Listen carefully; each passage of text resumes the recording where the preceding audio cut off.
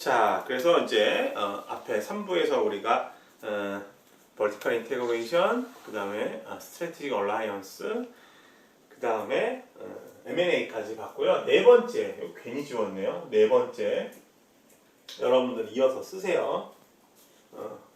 이 다각화라는 게 있어요. Diversification.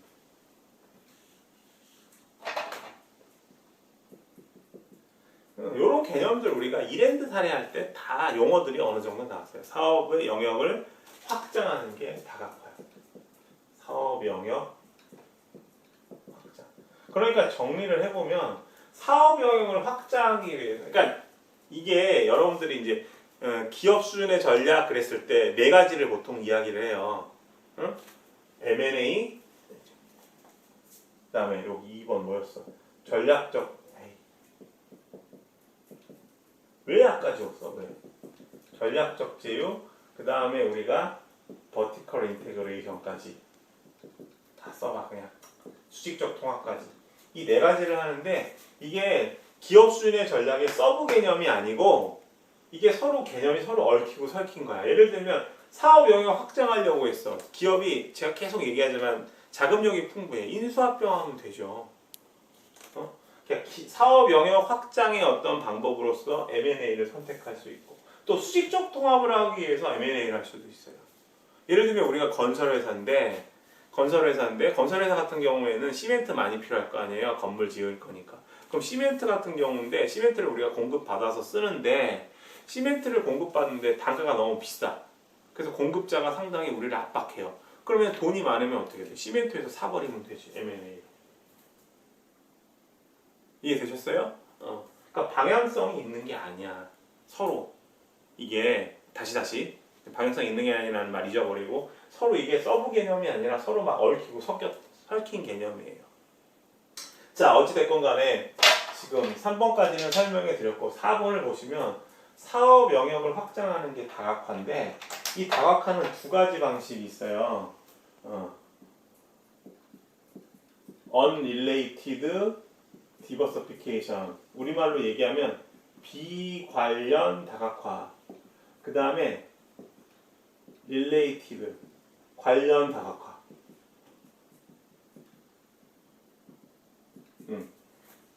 관련 다각화라는 건 뭐냐면은 핵심 역량을 가지고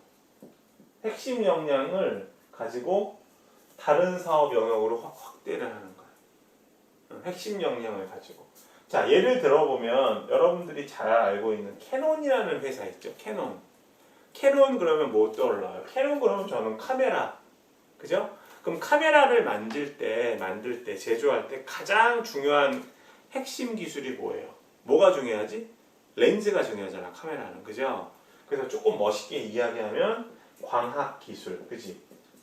그래서 캐논 같은 경우에는 이 광학 기술이 상당히 기업이 보유한 어떤 기술력일 거라고, 이른바 코어 컴피턴시가 되겠죠. 그래서 캐논이 지금은 이제 카메라로 유명하지만 그 전에 어떤 사업을 했는지 가만히 찾아봤더니 현미경을 만들었더라고요. 자, 현미경도 뭐가 중요해요? 우리 초등학교 때 자연과학 시간에 어떤 거 공부했어요? 현미경 가지고 공부하는데 대안 렌즈, 저반 렌즈 이런 얘기 했었죠. 역시 여기도 렌즈가 중요하다. 그죠? 그러니까 광학 기술을 렌즈 만들던 회사가 현미경 렌즈에서 카메라까지 광학 기술 중심으로 사업 영역을 확장한 거죠. 그럼 카메라 중에 상당히 고가 카메라 중에 라이카라는 카메라가 있거든요. 독일산. 근데 그 라이카 카메라도 보면은 카메라도 만들지만 뭣도 만드냐면 망원경도 만들어요. 라이카 카메라 같은 경우 기본적으로 카메라가 좋다라고 하는 거는 카메라 렌즈 빼고 바디만 한 5,600만 원 하거든요. 근데 역시 여기도 렌즈가 중요하잖아요. 그래서 망원경, 망원경, 카메라 이런 식으로 핵심 역량, 광학기술이라는 핵심 역량을 가지고 사업 영역을 확장하고 있다라고 보시면 되고요. 비관련 다각화라는 말은 뭐냐면은 핵심 역량과는 무관하게 사업 영역을 확장한다고 보시면 돼요. 자, 예를 들어보면 웅진이라는 회사 있죠. 웅진 그러면은 이것도 뭐 부침이 되게 많았는데 웅진 같은 경우에 옛날에 우리가 지금은 이거 다른 부분으로 넘어갔는데 그러다 다시 찾았다가 또 넘어간 것 같은데 되게 복잡해요. 웅진 코웨이라는 정수기 들어봤죠. 이게 처음에 웅진 거였어요. 그래서 어찌됐건 웅진 그러면 떠오르는 게 인수합병 된 거는 역사는 좀 뒤로 하고 정수기도 있고 웅진 또 식품도 있어. 비데도 있고. 그 다음에 또 어렸을 때 제가 본 것 중에 학습지 웅진 싱크빅이라는 학습지도 있었거든요. 그래서 꼬마가 웅진 싱크빅 학습지 막 풀다가 갑자기 배가 아파. 딱 가보니까 웅진 비데가 있고 그리고 화장실 갔다 왔으니까 목이 좀 마를 수 있잖아요. 수분이 빠졌으니까. 정수기. 그죠? 관련이 서로 없잖아요. 그죠? 그러다 보니까는 핵심 역량과 무관하게 사업 영역을 확장하는 거. 식품하고 뭐 정수기 상관도 없잖아요. 그래서 웅진 주스도 나오고 막 그랬었어요.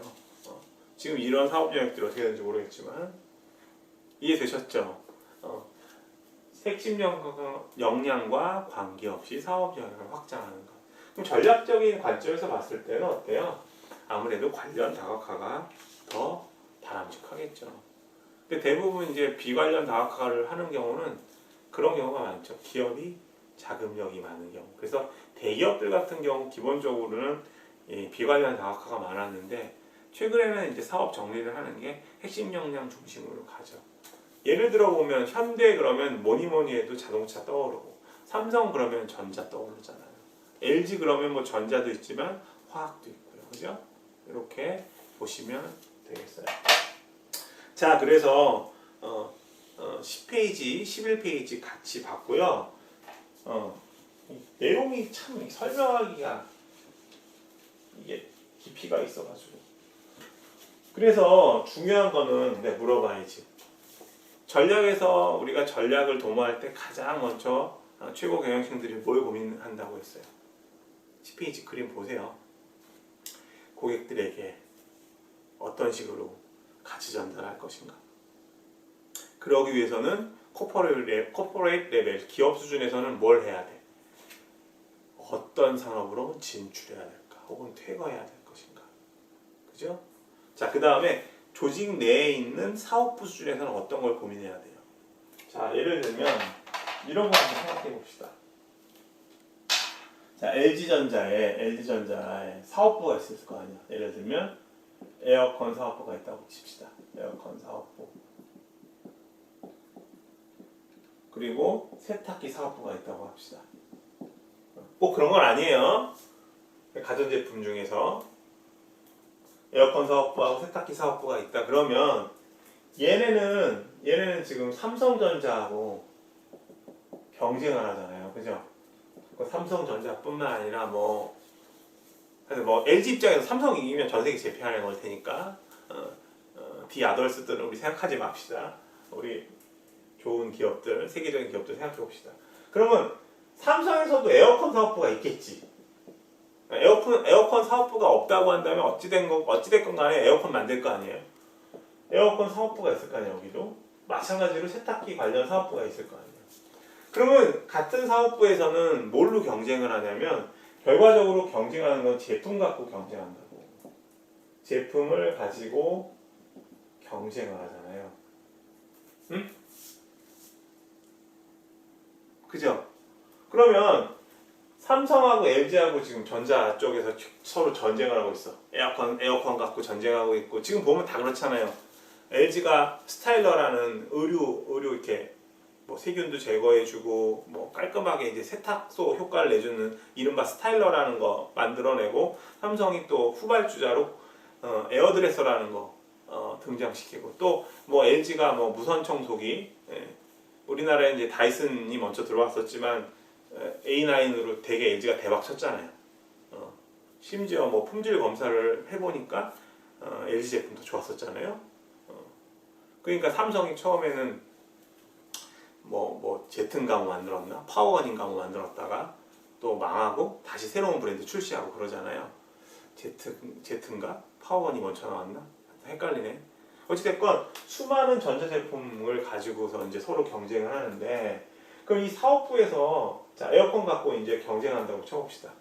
LG는 휘센이죠, 그죠? LG 휘센. 삼성은 뭐 무풍 에어컨 뭐 이러잖아요. 서로 전쟁을 하는데, 그러면 여러분들 입장에서 잘 보세요. 내가 물어볼게.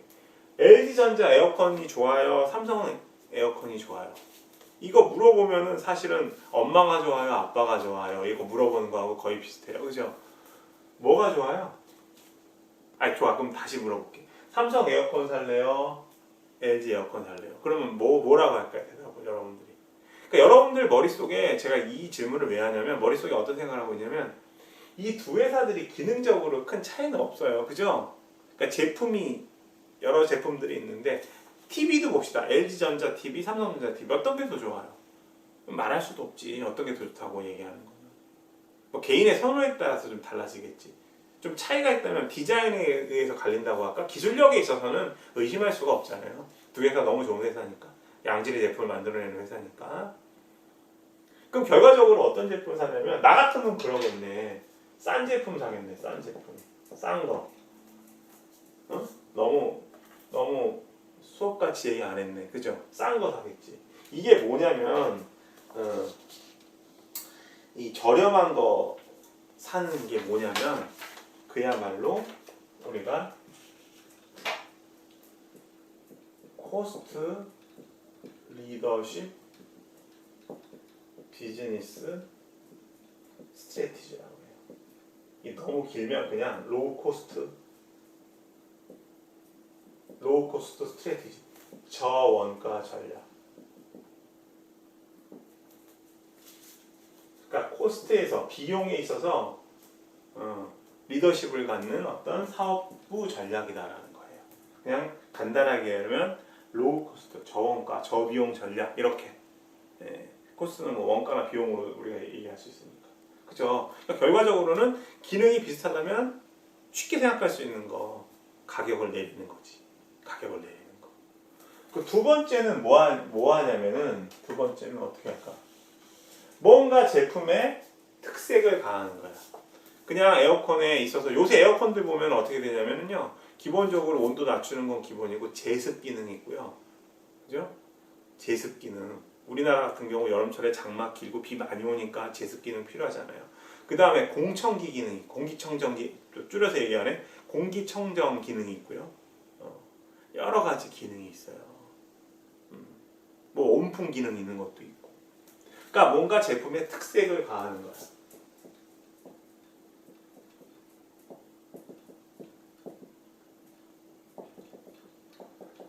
프로덕트 디퍼런시에이션 스트래티지. 우리말로 이야기하면 제품 디퍼런시에이션 차별화 전략. 이해되셨죠? 그러면 사업부 수준에서 고민하는 이슈가 뭘까요? 아까 기업 수준에서는 어떤 산업에서 적어볼까? 기업 수준 다시 한번 어떤 사업에 진출 퇴거할 것인가? 그러면 사업부 수준에서는 뭘 고민해요? 어떻게 경쟁할 것인가? 대부분 사업부는 제품별로 구분을 하니까 제품 갖고 경쟁할 거 아니야. 그래서 하나는 야 가격 낮춰. 제품 기능이 유사하면 사람들은 가격 저렴한 거 구입하게 돼 있어. 그죠? 두 번째는 야 제품에 뭔가 특색을 가해. 차별화 전략을 취할 수 있다라는 거예요. 이해되셨죠? 요게 지금까지 장황하게 설명했는데 전략 선택. 다시 한번 흐름을 잘 보세요. 우리가 스트래티직 프레임을 전략 틀을 짜요. 그러면 그 전략 틀에 따라서 우리가 기업 수준으로 갈 것인가. 다시 얘기하면 어떤 산업으로 진출할 것인가. 두 번째는 우리가 갖고 있는 제품이나 서비스를 가지고 다른 기업과 어떻게 경쟁할 것인가. 즉 사업부 중의 전략을 우리가 생각해 볼 수 있다는 거죠. 이해되셨죠? 10페이지 그림은 지금 그런 거야. 그 다음에 마지막에 있는 펑셔널 레벨에 있어서의 전략들 있잖아요. 그건 이제 각 부서별로 그죠? 필요한 거 어떻게 하면 효율성을 증대하고 부서 내에서 혁신적인 어떤 업무 처리를 할 것인가, 품질을 높게 할 것인가 이런 거 고민한다라고 생각하시면 돼요. 그래서 전사 전략에서는 펑셔널 레벨 수준은 고려 안 한다. 워낙 큰 수준이니까 전략이라는 게 그렇게 보시면 되고, 그 다음에 이제 11페이지 같은 경우에 그 그림 나와 있는 거 있잖아요. 이렇게 화살표 모양으로 되어 있는 것들 그거 보시면 그 내용은 기업 수준의 전략을 갖다가 그림으로 표시한 거예요. 그림으로 표시한 거예요. 자, 그래서 그거는 앞에서 설명드렸던 거 참고하셔서 보시고, 우리 12페이지로 넘어가서 거기 보시면 이제 수직적 통합에 대한 이야기 나왔는데 요거 좀 자세하게 한번 보고 그 다음에 계속 진도 나가고, 그거 설명 끝낸 다음에 사업부 순의 전략인 저원가 전략하고 제품 차별화 전략에 대해서 구체적으로 다뤄볼 것 같아요. 순서가 좀 왔다 갔다 하는데 요 부분들을 이제 좀 이해를 해주시면 좋겠어요. 전략에 대한 큰 틀을 설명하다 보니까 목차가 조금 순서대로 안 나가고 왔다 갔다 하네. 그 부분도 좀 이해해 주시고. 자, 그래서 거기 12페이지 보시면은 vertical integration이라고 해서 수직적 통합을 보니까 또 이렇게 어려워. 또 vertical integration에는 두 가지가 있다라는 거야. 하나는 전방 수직 통합, 백워드,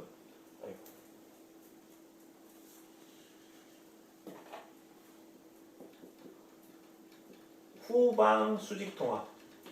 그러니까 이름을 쓰면 backward vertical integration, 후방 수직 통합. 수직 통합 안 쓸게요. vertical integration은. 근데 또 하나는 뭐가 있냐면은 forward, 전방 수직 통합. forward vertical integration. 자, 근데 수직적 통합이라는 거는 이거 머릿속에 그냥 어려우시면 개념을 내부 계열화라는 개념을 갖고 계시면 돼요. 그러면 이제 우리가 이해할 단어가 전방이냐 후방이냐 이 단어만 이해하시면 되죠. 전방 수직 통합, 후방 수직 통합은 우리가 어디서 생각해 볼 수 있냐면, 아직 학습은 안 했는데 이 밸류 체인이라는 거, 이 밸류 체인 상에서 우리가 수직 통합을 생각해 보실 수가 있어요. 수직 통합이라는 거를 설명하기 위해서 이제 밸류 체인을 설명드릴 텐데, 밸류 체인은 또 뒤에서 공부하니까 미리 좀 간단하게 봅시다. 밸류 체인이라는 거는 가치가 이렇게 사슬같이 연결돼 있다는 거예요. 우리말로 얘기하면은 그래서 가치 사슬이거든요. 가치 사슬을 누가 얘기했을까요? 포터가 얘기했어요. 포터. 컨설팅 회사에서 비즈니스 시스템이라는 개념이 있었는데 그걸 좀 이제 디벨롭 해가지고 만든 개념인데, 가치를 한번 볼게요. 가치 사슬, 우리 핸드아웃에 있는 거. 자, 농장에 가축들이 이제 놀고 있어. 소도 키우고 있고 뭐 돼지도 있고요, 그죠? 근데 이제 그거를 그 농장에 있는 소고기, 우리 한우 정말 맛있잖아요, 그죠? 근데 가격이 또 어마어마하고 뭐 유통 단계가 긴 것도 있고 워낙 귀하기도 하고. 그러니까 농장에 있는 한우를 우리가 바로 잡아먹을 수가 없죠. 우리 도축을 함부로 하면 안 되니까, 그죠? 그래서 여기 농장에 있는 소, 돼지를 한번 생각해 보세요. 가치가 아직 없어. 근데 도축되면은 우리 입으로 들어올 수 있는 찬스가 높아지면서 가치가 붙는 거야. 우리 부가가치세라는 거 있죠? 우리 예를 들면 음식점에 가서 순두부찌개를 시켰는데 예를 들어서 한 8,000원 정도 됐다라고 하면, 실제 순두부 원료를 보면 순두부 원료는 그렇게 비싸지 않잖아요. 응? 예를 들면 순두부 원료가 한 1,500원, 2,000원 할 거라고요. 근데 왜 8,000원이야? 부가가치가, 부가된 가치가 있다고 보는 거예요. 음식을 조리함으로 인해서 순두부라든가 계란이라든가 여러 가지 뭐 고추기름이라든가 해산물이라는 게 섞여가지고 가치가 점점 붙잖아요. 그거 생각하시면 될 것 같아요. 부가가치. 그래서 부가가치세가 붙는 거예요. 가격이. 네. 자, 도축되고, 그 다음에 도축된 상태에서 그 다음에 뭐가 돼? 가공되고, 포장되고, 그죠? 포장돼서 오면 소고기도 뭐 우족 같은 것도 먹잖아요. 우족을 갖다가 이제 사태나 양지랑 같이 넣고 오래 끓여서 먹으면 좋죠. 한겨울 같은 경우에 파 좀 집어넣고 그 다음에 도매로 넘어가고 소매로 넘어가고 소비자한테 오죠. 이게 가치 사슬이야. 내가 소고기를 먹기 전에는 농장에 있는 소는 하나의 가축에 지나지 않았다. 도축되고 가공되고 포장되고 도매 소매를 거쳐 내 입속으로 들어왔을 때 그 소는 나의 먹거리가 되었다. 무슨 시랑 비슷하네요. 자, 그런데 김준수의 옷을 한번 패러디 해봤어요. 근데 이 과정을 갖다가 우리가 뭐라고 하냐면 가치사슬이야. 가치사슬 단계를 거칠수록 가치가 점점 커져 소비자한테 왔다. 자, 그래서 전방이냐 후방이냐는 어디서 따지냐면 우리가 이쪽 왼쪽이니까 전방이라고 생각하기 쉬운데 생산자 원료 쪽에 가까운 쪽을 우리가 이쪽을 갖다가 후방이라고 해요. 백워드. 그리고 소비자 쪽에 가까운 쪽을 우리가 전방이라고 해요. 주로 전방 쪽에 해당되는 가치사슬 쪽에는 유통 쪽이 많아요. 이쪽 유통이잖아, 그죠? 도매가.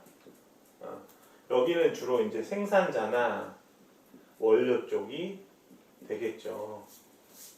자, 그래서 후방, 전방이라는 개념 알았죠? 그러면 지금 사업 영역이 자, 그러면 농장에서 이제 농민들이 소 키우죠. 돼지 키우는 사람이 있고, 도축 전문을 하는 쪽이 있고, 그 다음에 가공, 도축 가공 같이 할 것 같아. 포장까지, 그지?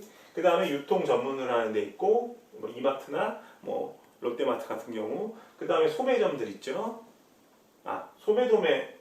소매가 유통이 다시 하죠. 도매가 그쪽이 아니구나.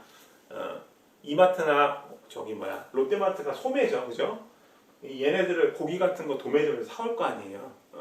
아니면은 뭐 직거래 한다고 바로 이쪽 포장된 거 사올 수도 있고. 그다음에 소매는 이제 동네에 있는 가게, 구멍가게 생각하시면 되고, 뭐 마트 생각하시면 되고 소비자인데 이 과정을 갖다가 각 사업 이 가치사슬을 하나의 기업이 다 진출해 있는 건 아니잖아요. 예를 들면 롯데마트가 뭐 롯데마트 있고 롯데 도매점 있고 그 다음에 뭐 포장 가공하는 거 아니고 도축하는 거 아니고 농장 롯데 농장 이런 거 없잖아요. 그러니까 점점점 내부 계열화라는 거는 이 가치사슬상에 존재하는 사업 영역을 그 기업이 다 자기 걸로 가져가는 과정이에요.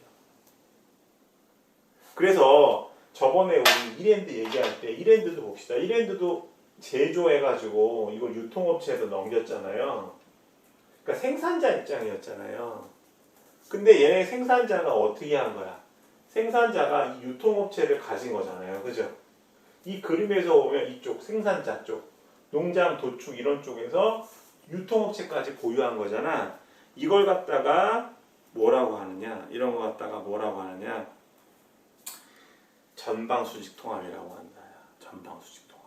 그러니까 주체가 누구냐면 생산자예요. 예를 들면 도축해가지고서 가공하는 업체인데 소를 돼지를 죽여가지고 가공을 해서 하는데 이때 예를 들면 소고기 넘기는 게 5,000원에 넘겨요. 한 근당. 어떤 부위인지 모르겠지만.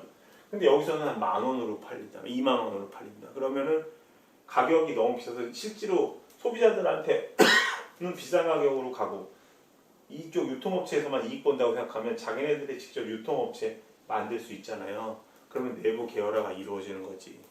그래서 정리를 하면 전방수직통합이라는 거는 제조나 생산 쪽에서 전방 쪽, 즉 유통업 쪽을 갖다가 자기의 어떤 사업 영역으로 만드는 거야. 내부 계열화를. 그래서 우리가 공부한 이랜드가 유통업체 만든 거, 아울렛 만든 게 바로 2001 아울렛 만든 게 바로 전방수직통합이 얘가 되고요. 후방수직통합은 유통업체가 생산자 쪽을 갖다가 내부 계열화시키는 거야. 자, 어떤 게 있냐면 우리 그 이마트에 가면 이런 제품 있어요. 이 플러스 제품. 아니면은 뭐 롯데마트 가면 뭐 990원 코너라고 해가지고 뭐 양파 2개, 뭐 버섯 이렇게 팔고 무슨 얘기냐면 유통업체 같은 경우에는 이 도매는 생산자로부터 물건을 받잖아. 그죠? 우리 롯데마트나 이마트 생각해 보면 라면이라든가 농산물이라든가 쌀이라든가 다 생산자한테 받죠. 그죠? 이쪽에서. 후방 쪽에서 받는 거잖아요. 그걸 받아가지고 파는 거잖아. 소비자들에게. 뭐 도매가 있다면 도매를 거쳐서 올 수도 있고요. 그런데 그게 가격이 한없이 비싸다고 하면은 어떻게 돼? 자기네들이 직접 생산하는 게 나을 수도 있죠. 무슨 얘기냐면 죄송해요, 이랜드라고 해서 이마트에서 수박을 팔아. 근데 수박을 파는데 이마트에서 수박을 직접 재배해서 팔 수가 없잖아요. 농민들이 재배할 거 아니야. 중간에 유통하는 사람들도 있고. 근데 가격이 수박을 갖다가 얼마에 사오냐면 수박이 뭐 예를 들어서 가격이 하나에 3만 원이라네. 수박 보통 가격이 한 15,000원에서 2만 원 사이거든요. 요새. 근데 3만 원대로 사람들이 안 먹잖아요. 근데 유통 마진이 올라가가지고 유통 단계가 많이 길어져서 가격이 올랐다고 하면 자기네들이 직접 생산해야 되잖아. 그럴 수도 있죠. 이마트 수박이라 그래가지고 그럼 어떻게 해야 돼? 밭을 사가지고 수박을 직접 재배하는 거지. 그럴 수 있지. 근데 그건 어렵고 실제로 그렇게 되는 경우가 있어요. 그러니까 자기네들이 직접 생산자를 내부 계열화시키는 거야. 그래서 이마트 중에서 이플러스 고추장, 양말 이런 거 있거든요. 저렴한 제품 중에서는 그런 것들을 통해서 상당히 저렴한 가격으로 제품을 공급받는다라는 거죠. 자, 여기까지 3부 수업 마치겠습니다.